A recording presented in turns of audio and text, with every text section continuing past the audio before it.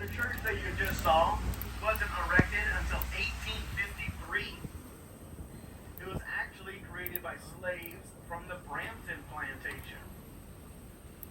Those slaves would work on the plantation during the day, and then at night they would come to Franklin Square to create their church by candlelight. Now, talking about slavery actually brings me to Oglethorpe's prohibitions. You see, Oglethorpe had 4 things you could not do inside his colony. One of which was own any slaves. Oglethorpe did not believe in the practice. He didn't believe that a man should be able to own another man. And he was also worried that if the Spanish ever decided to attack South Carolina or Georgia, then the slaves would rise up and side with the Spanish. So he said, no slaves. But this was a very controversial prohibition. Many of the colonists would actually protest this prohibition to the trustees, the financiers of Oglethorpe's journey. Now, the trustees would often look at those colonists and say, if you don't like it, you can always go to a new colony. Unfortunately, New Year's of 1751, that prohibition was repealed, and the slave trade came to Georgia. Now, we're currently going down Broughton Street. Broughton Street has always been the shopping district for the city. But back in the 17 and 1800s, things were different. Back then, they would sell things like clothes and food. Whereas today, we sell things like food and clothes. Completely different. Now, we're about to enter into a square named after a family. Named after a family whom you will see all throughout this city. We are entering Telfair Square.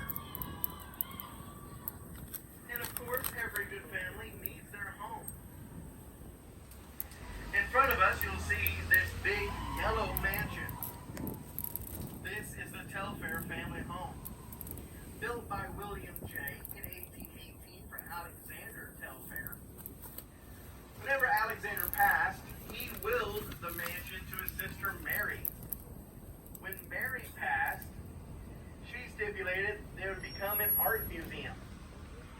And this building is now the Telfair Academy of Arts and Science, the oldest art museum in the Southeast.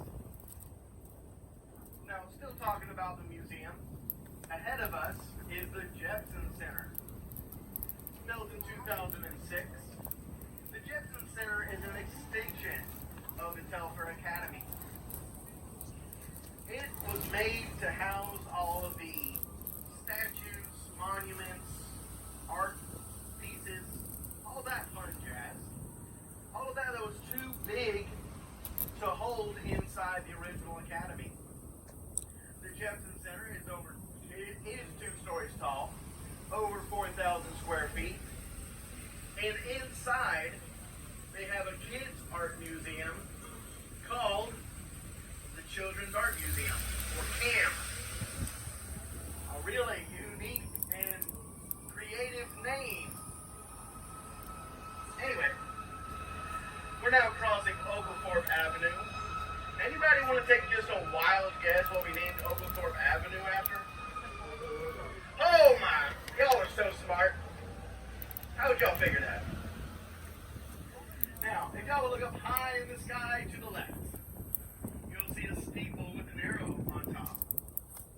That steeple might look familiar to you movie buffs.